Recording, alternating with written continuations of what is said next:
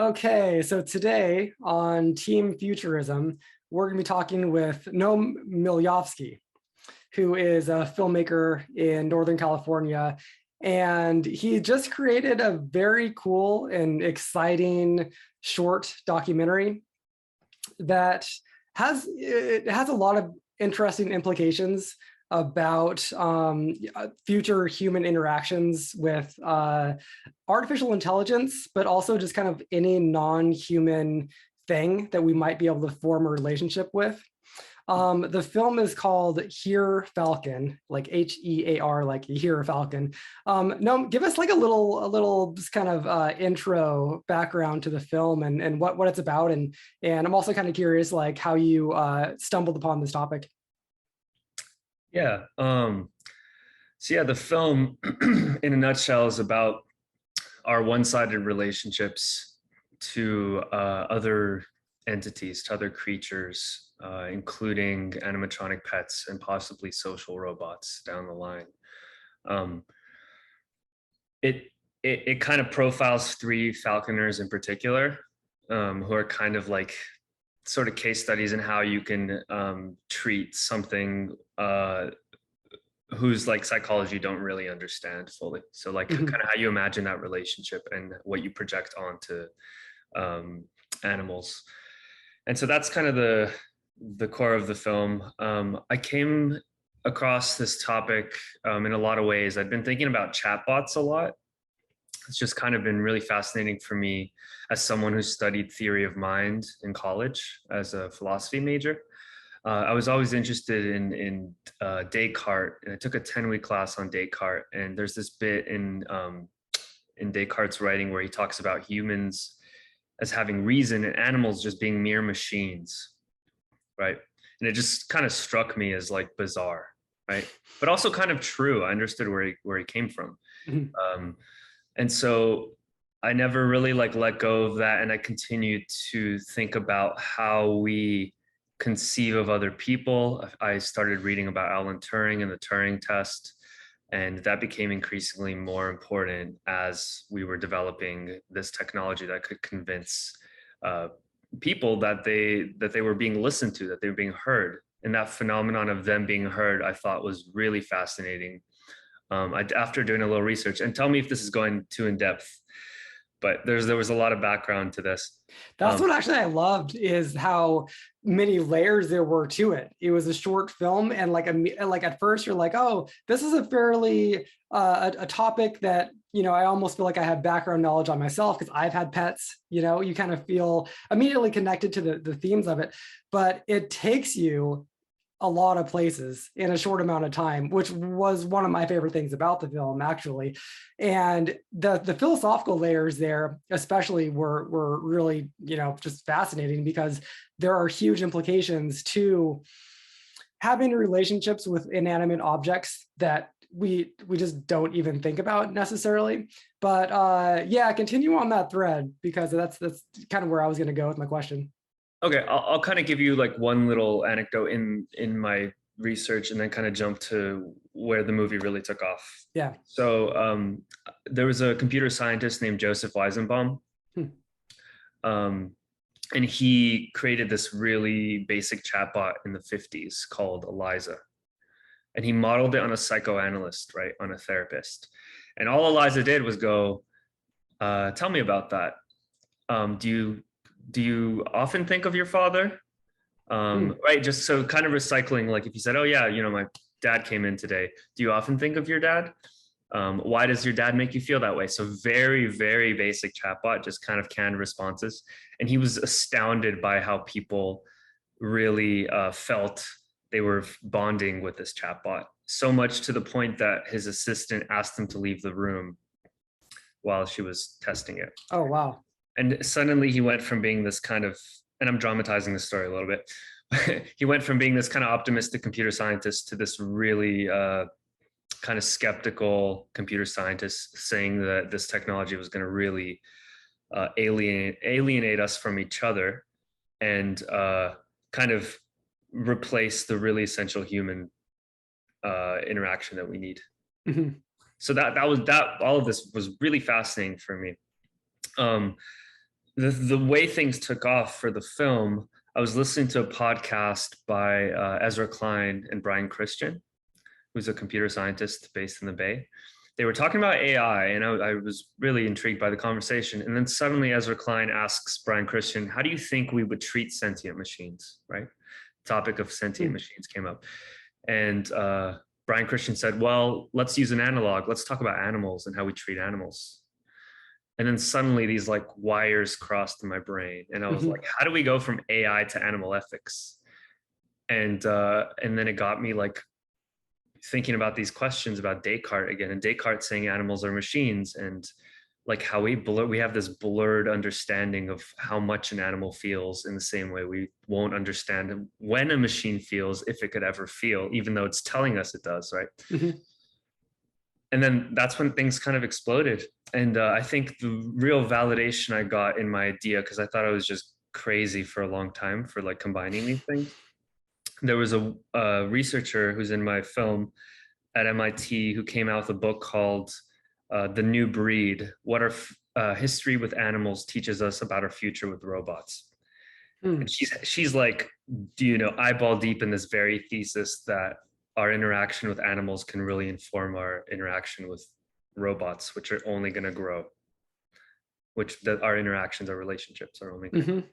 So that's kind of like the kind of medium long story of. Yeah, I mean, one thing that really struck out to me watching it was that it was a seamless transition to the point where you didn't even notice it, when you went from having, interviewing falconers with their falcons to all of a sudden talking about the relationship with inanimate objects and AI. You didn't even notice it. It just flew under the radar as a like, oh, we're in a different segment. It was so seamless. And I mean, it almost, the takeaway that almost is natural is there is no difference, right? Clearly there's so much to unpack about the differences, but there are more similarities than differences. That's like my immediate takeaway from the film. I kind of have a very basic question that I want to start with. This was addressed a little bit in the film, but this to me is just kind of fascinating having watched it. Why do people have pets in general, whether a dog or a falcon or anything? I mean, why is it? It seems kind of strange, but also it's so normal, I mean, I've had multiple pets, and everybody does at some level. Why is that? Like, in terms of human psychology, what are the reasons for that?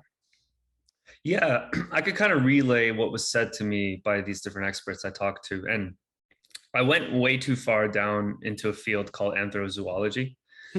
I interviewed a few anthrozoologists over Zoom as potential subjects, and it's just kind of amazing how animals become a blank slate for humans, right? And that's kind of the point of the film. Why do we keep pets? I think Kate Darling says it in the documentary.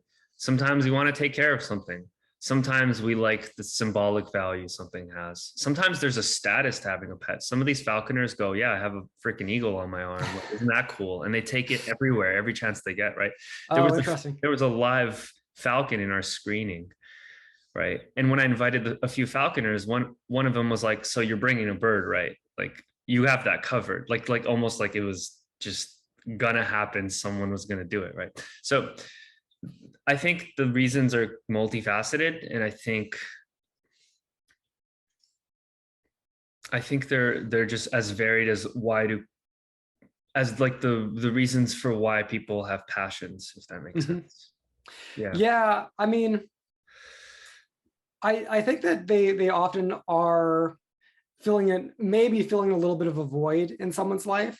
Throughout most of human history, humans have always been very communal, obviously, and so we're a social species, and so we're always surrounded by other people.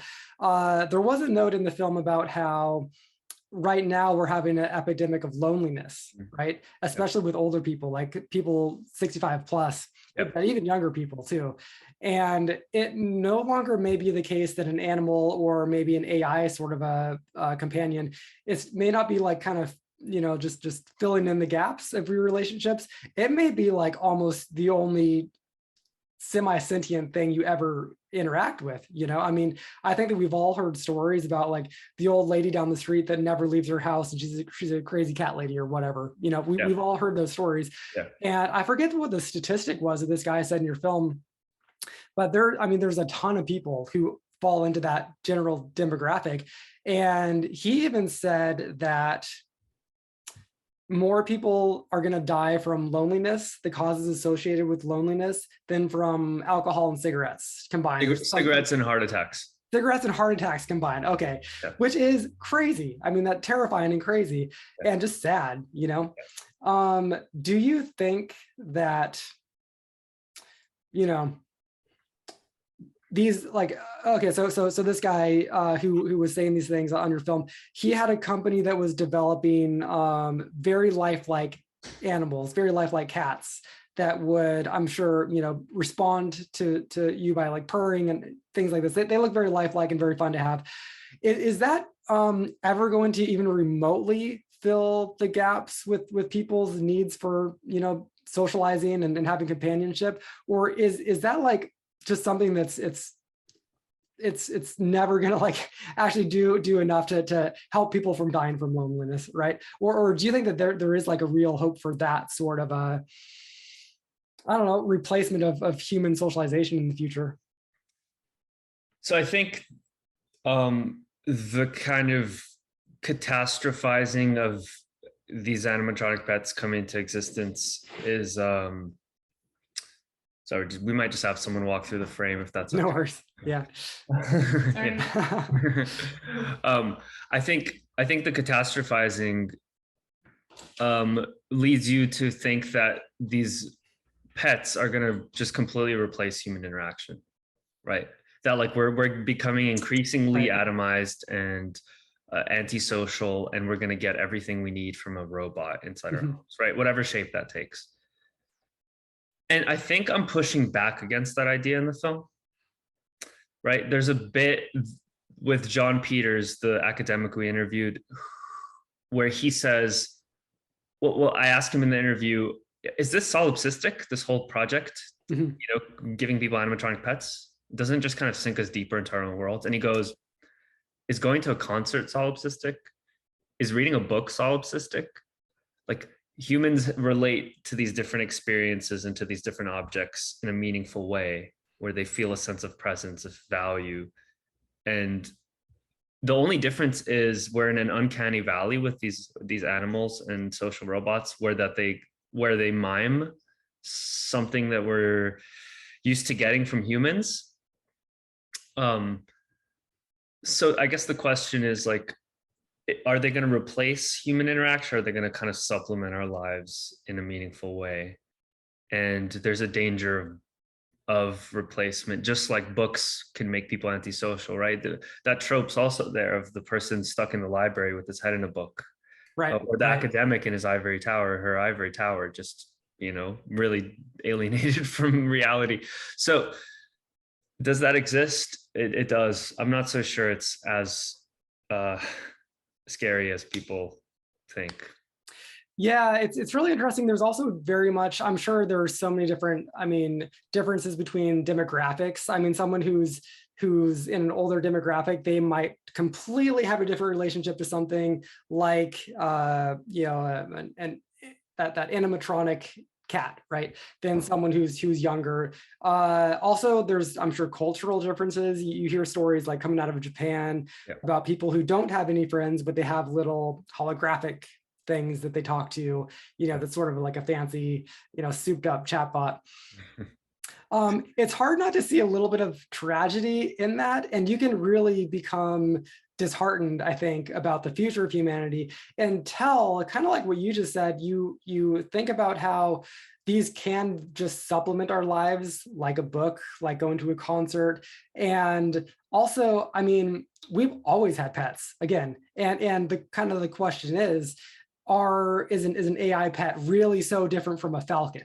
And this is kind of an interesting point for me because, like, when you first jump into this film and you see these people with falcons, I've spent zero time around a falcon, but the first thing you notice about them is they do seem so you know, totally devoid of consciousness, totally devoid of anything that could be like showing human warmth.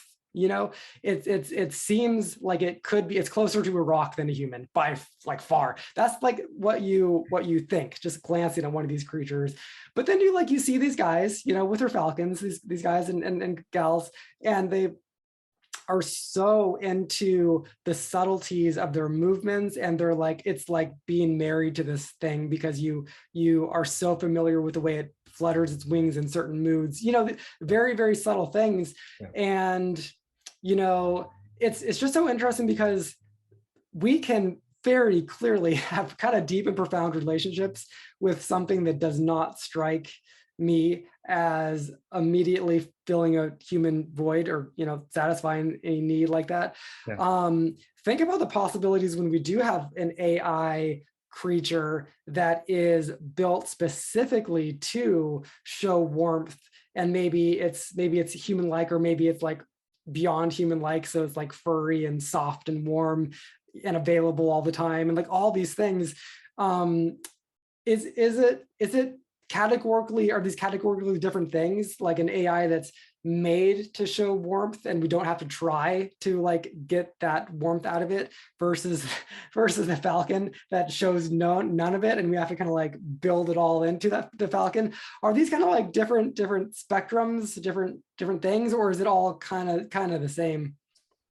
Yeah, that's a really good question. I mean, it's a jungle of concepts, right, to work through. Like, it is, yeah. That's what I framed that question so badly. I think that you kind of like got what I was getting at. No, I know, because I think what you said is actually a very good point, because one of the anthrozoologists I was talking to was like, this is what you're doing doesn't make sense because falcons clearly don't have emotions, or at least don't show us emotions. And then these AI companions are going to specifically be designed to evoke our emotions. Right. Yes. Right. But I think the common thread between the birds and these robots is like, you could know they don't feel. And even despite that knowledge, you're still going to form an attachment and a bond, and even like get some joy and feel something, right? Which just goes back to our human nature, I think. And that's really what these social robots will play on. Like the fact that we feel like we're being heard or listened to, the fact that we anthropomorphize, even though if we know a Roomba is a Roomba, like when it's just bumping into your couch over and over again, it kind of looks frustrated, right? And you're like, oh, I want to help it out, right? You feel bad. There's a sense in which you feel bad. Maybe it's not a profound feeling, but I wonder if we do get very realistic humanoid robots with facial expressions that mime sadness and can tell us, you know, Peter, I'm really upset that you put me in the closet.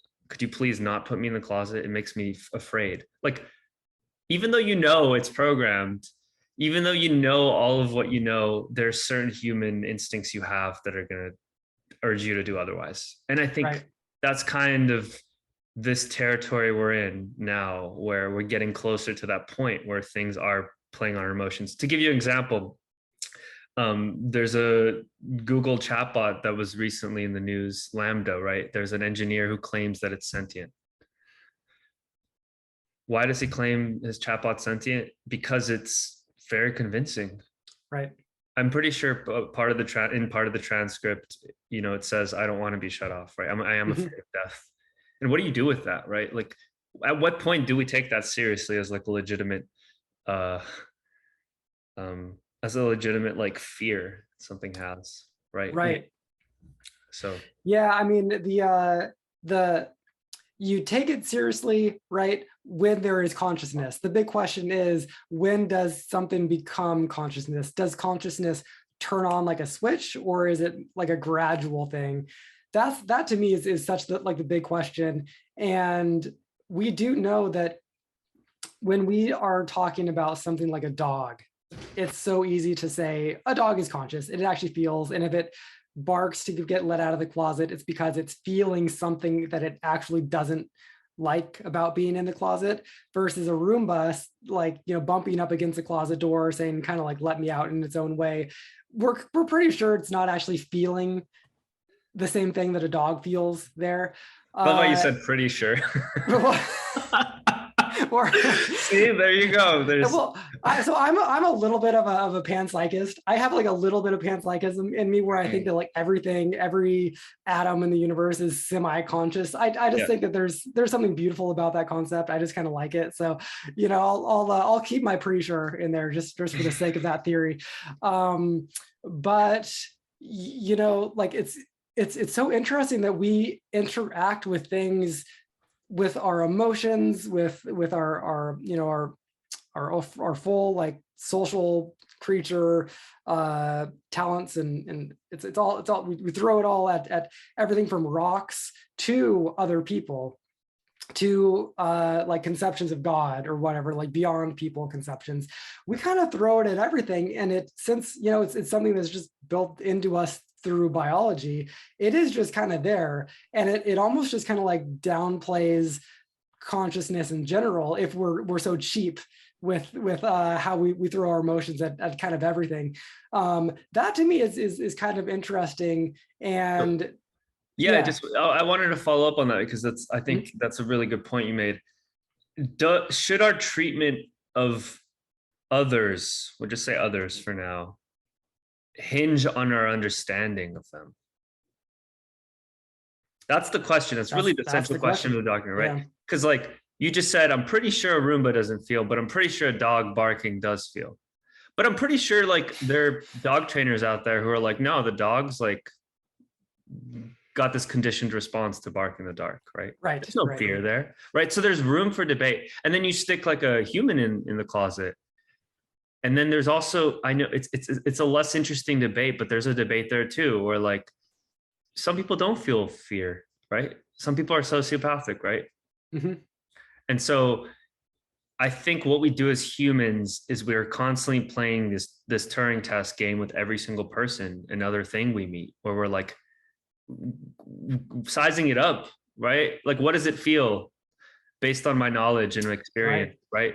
And I think that goes to show you that there's some people who really treat things with love. They will shower their plants with love, right? And talk to their plants even. And there are other people who would like not think twice and just kind of like stick it in the trash. So I think like I think we're fundamentally superstitious. Like we fundamentally have this animist tendency to like kind of project what we feel inside. That was one of my basic takeaways from the film. This is just something that I think all the time anyway, but I really did have this takeaway feeling of life is just kind of amazing. Whether we're talking about birds or rocks or literally anything. I mean, life it's crazy. And the fact that we can, with our consciousness, appreciate the various levels to all of these things, it really is kind of amazing. This does go back to Descartes, like you mentioned earlier, and this was mentioned in the film a little bit, how Descartes had this huge fear about humans just being machines and ourselves just being mechanical, because that takes away in his mind like our closeness to God in a sense, and the fact that we're, in his mind, we were created in the image of God. It takes away from that if we are just machines. He wanted so strongly to believe that we have obviously this soul thing, this extra thing. Since in modern days, we no longer, give much credence to the idea of the soul. And I personally am kind of happy to believe that I'm basically just a machine at some level. I mean, I don't think there's anything inherently not beautiful about that. I think life is still ultimately so amazing and crazy and awesome. To me, that really does blur the line. If you take consciousness aside for a second, it really does blur the line between everything. If we accept that we're also just kind of machines ourselves, meat suits, it really does very much blur the line between myself and an AI and a Falcon. It does really get very blurry. And it's interesting because that again is how we interact with these things. We don't treat Falcons completely different from the Roomba that you have in your house, or let's say like Tesla's humanoid looking creature that they're going to build, or apparently are building, or something. We treat them kind of the same. I mean, that to me that's just so fascinating. Yeah, no, and I think there is a danger if you take kind of my thesis too far at the same time, right? Right. Okay. Like, I think what we should ultimately realize is that a lot of our relationships depend on projection, and we're not exactly sure what people are feeling. We're never actually sure. We're never 100% sure. It's this constant guessing game. At the same time, we can't disregard the fact that people have inner life and that things have inner life, right? So it actually, when push comes to shove, I'm gonna save that dog over that Roomba, right? Right. The trolley Absolutely. problem, right? Yeah. So in ethics, this is where like the rubber meets the road in philosophy, where you actually have to make decisions. And I think that when we have to decide, do I eat a chicken or a cow, and and these questions about projection and inner life really matter. Mm-hmm. I think we do have to be informed by some form of science. Mm-hmm. And I think we have to really pay attention and be curious about what things feel. Yeah. And for that exact same reason, I do think it is ultimately not ideal and really kind of tragic if a person is just in their house with an animatronic cat that doesn't actually feel, when you project your feelings onto them.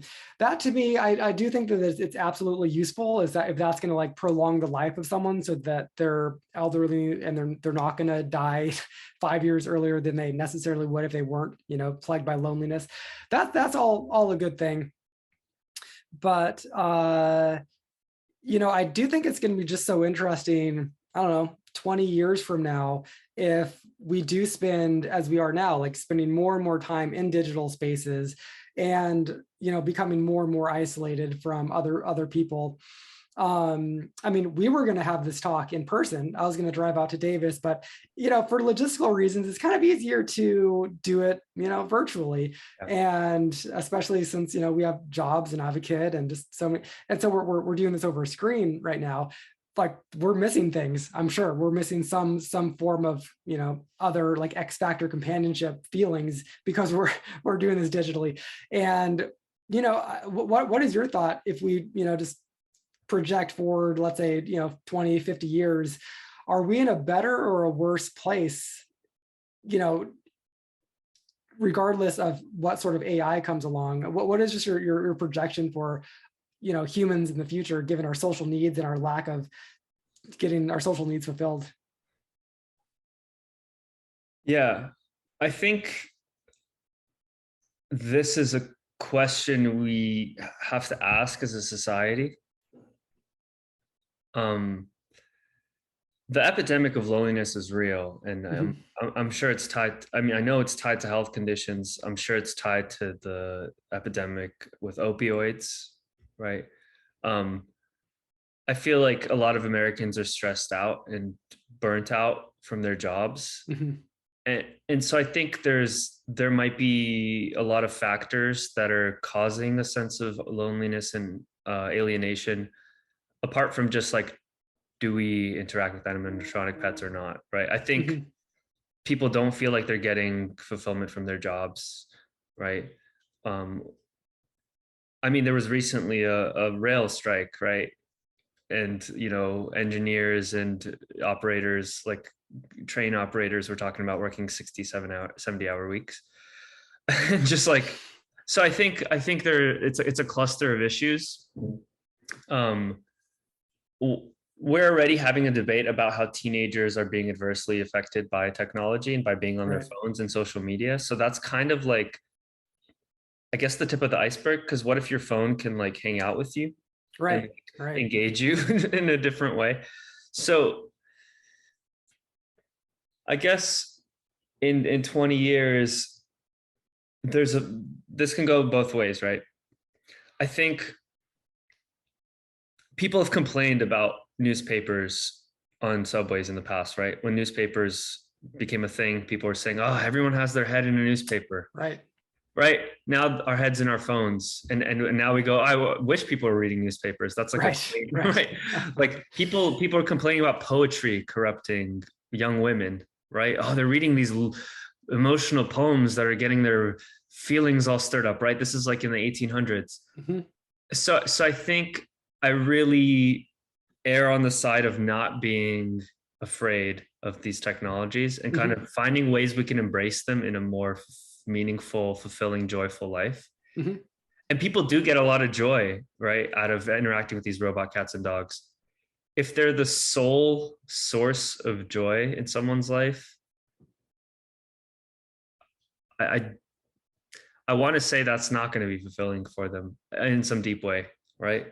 I'm not 100% sure on that. I think that there are people who would be happy with the social robot that made them feel they were being cared for, intended to, and listened to. Right. For me, I don't think so, right? I don't think it's going to do it for me. But to enable that space, right, is important. There's Yeah. actually just like a final note on that. I know that was like a kind of wasn't a full answer, but there's a documentary that just came out called "We Met in Virtual Reality." The entire documentary was shot in VR, and it's about these relationships that blossomed in VR during COVID. Oh, wow. Oh, Yeah. interesting. So people that met in VR chat, it's an app for the headset, and they're wearing like motion trackers and stuff. So it's like a very realistic. And by the way, Oculus, the new Oculus just came out and it has eye trackers, eye motion trackers, so you can make eye contact in VR now. Oh, wow. Yeah. So as we kind of go into this metaverse space and we try those experiments, I think we really will have to redefine what it means to have a human interaction and like what it means to be in the company of others. Mm-hmm. And like, I really think this will become less and less taboo. Yeah, I think so too. Yeah. One of my default thoughts is that we've done everything and tried everything. Why not have something new? It's not like people were happy, like across the board, full stop, like Right. 1,000 years from now. It's like absolutely not. We find many reasons to make ourselves miserable. We absolutely are great at that. And I don't know, go back and read literature from any time ever. They're talking about their problems. I do think that it's a different layering upon the same story at some level. Right. I think we have cooler toys now. We have cooler toys. Yes. But I think I had a class once, and the first day of class, the professor walked up to the board and he said, there are two ways people have seen our history. And he just drew two graphs. One was just basically starting at like Adam and Eve and going up, and then starting at Adam and Eve and going down. Oh, fine. Right. So he's like, either we're like we were screwed from the beginning because we've alienated ourselves, created these little boxes to live in, societies, civilization, and that's just going to send us tunneling down, or we're just like developing our abilities. And I think ultimately you have to pick one. You have to go, are we getting better? Are we working towards something, or are you pessimistic and think that we're I love that. I think that's fantastic.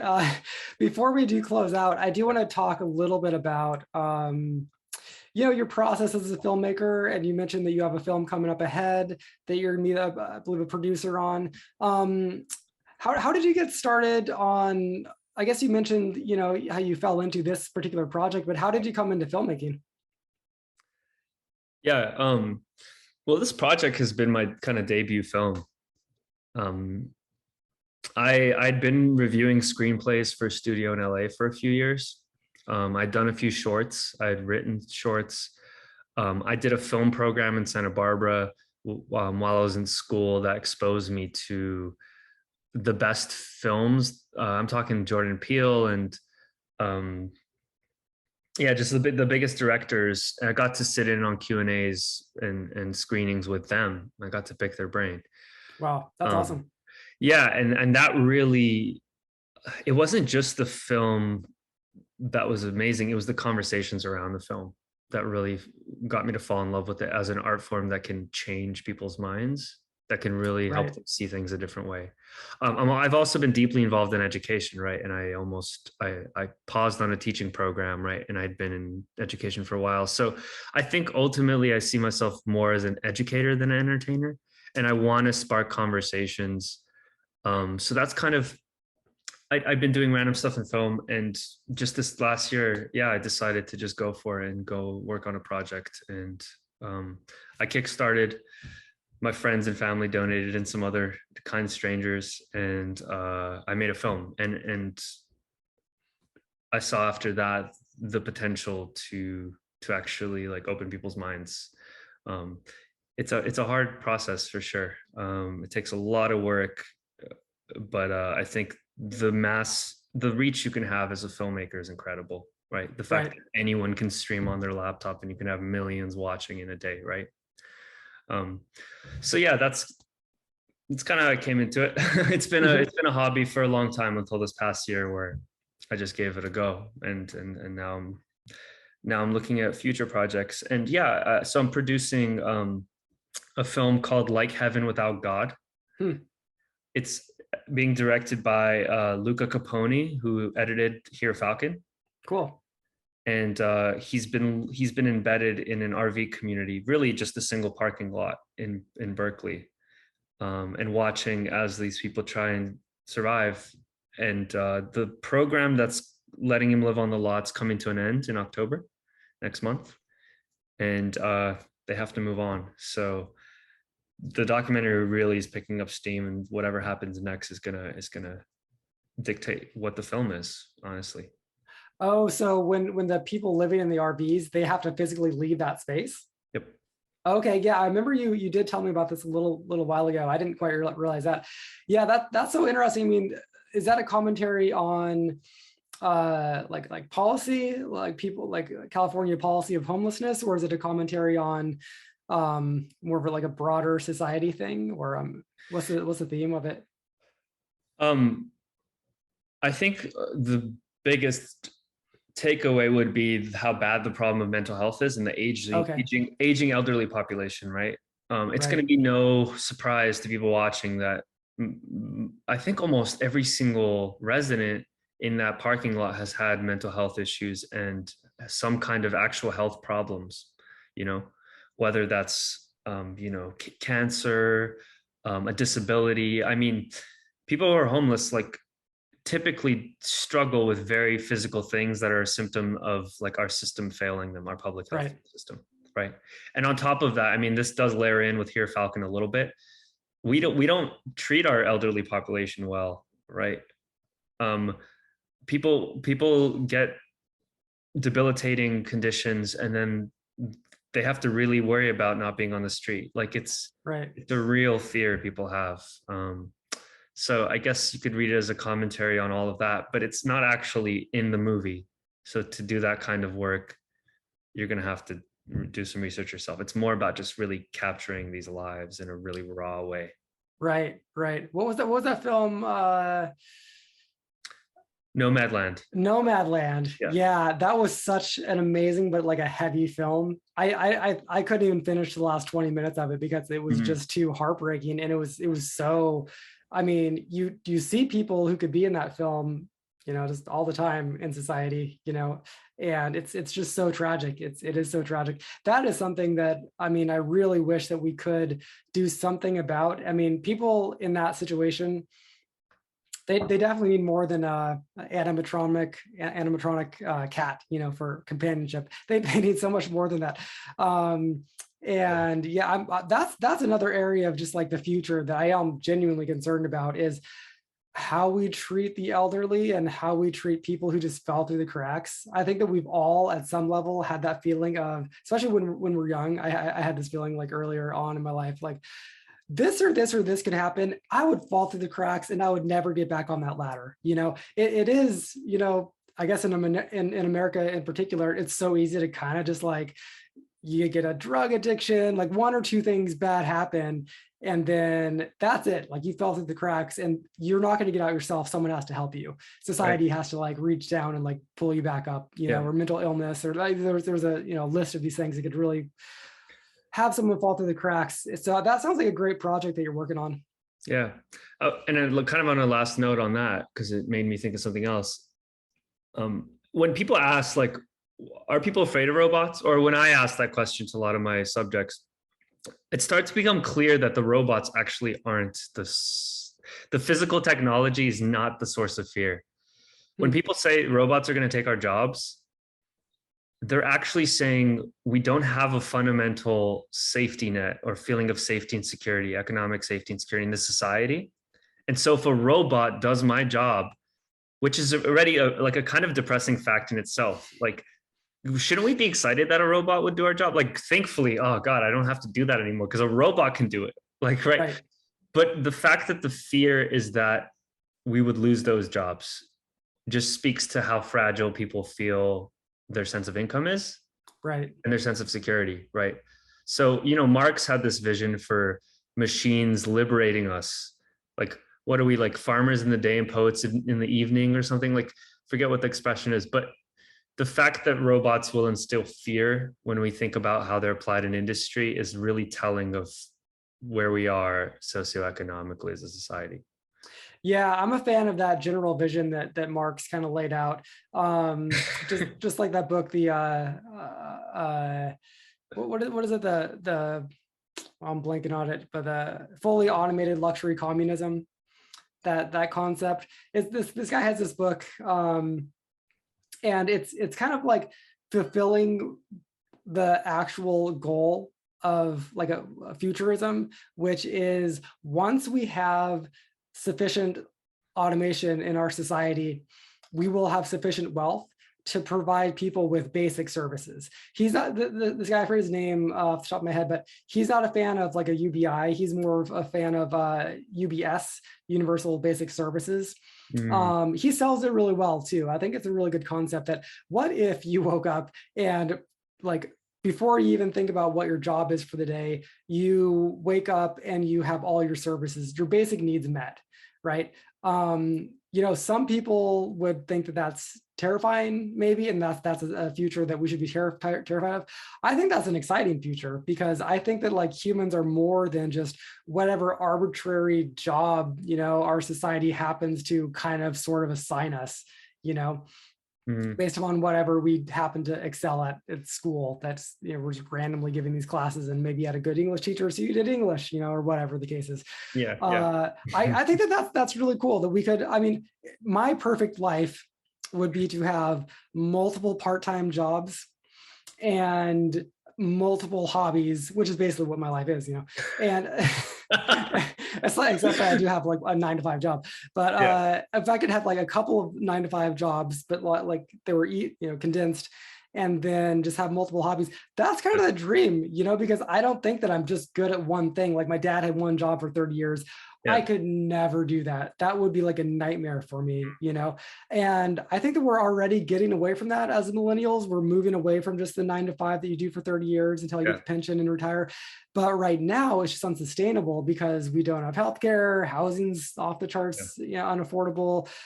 Well, what if we did have healthcare, how housing was affordable, and I don't know, that's it, right? What else do you need? Yeah. And yeah, that's a really good point. I want to live in that future too, right? And I feel like we're on the dark side of that future right now. Because when you think about gig work, that's not a positive term, right? No. Like, what if it was though? What if the gig job was the job that we strove to get? Like that would be a cool society, right? But you only had to work it for 15 hours a week, and then maybe do a second gig job for 10 hours a week, and then then you do your hobbies, and maybe 2 of them make income, and maybe 2 of them you just do utterly for fun, like a podcast or whatever. That's an awesome life. To me, that's a beautiful life.